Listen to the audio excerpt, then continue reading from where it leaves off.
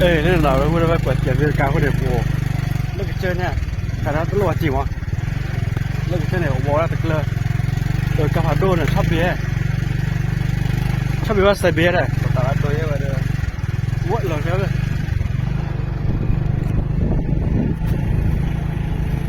แต่ก็เราบ้าตระปูนะ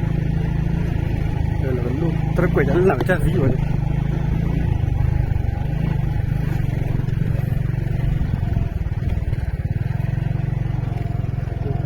แม่ป้อนเนี่ยป้าเลยชอบนี่จ้าได้ว่าช่วยเลย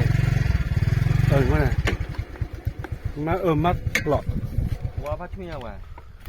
เนี่ยว่าช่วยได้มาได้ไงต้องคอยแล้วตอนน่ะ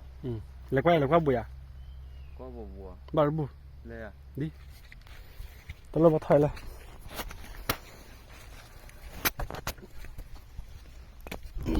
ใครอ่ะนี่ตัวตะจมูกสอบใครอ่ะมันสิ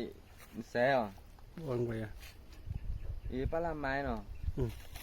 น่าจะนี่บ่นี่เนี่ยชอบดิชุดตีว่ะเด้อละก็ได้ใช่ละก็ใช่สตีแล้วเขาเป็นคนเนี่ยสิเลยมุนดอกบุยอ่ะดอกบุยบ้านอ่ะฮะมูเขาเป็นคนดอกบุยบ้านอ่ะจะมาว่ากับยาว่าให้กวนผู้ว่ากับปลอกอะไรไม่ได้ไม่จะพลอนไม่ได้แต่กว่าได้ต้องมองเลยที่ไม่ได้สิคือเขาอย่าอันนี้ก็อะไรเจ็ดเลยกันบ่น่าจะอย่างนั้นบุญน่าจะกินนี่เลยทีนั้นว่าทีนั้นมันตาดูแลเนาะมันไม่ได้มาที่นี่มูมาที่นี่เลยทีสมูว่าหลับบุ้ย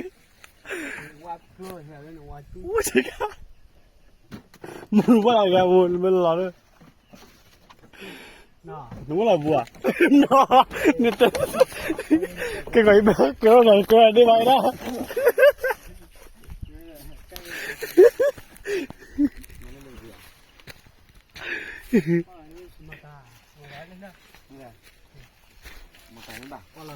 มาทางนั่นแหละ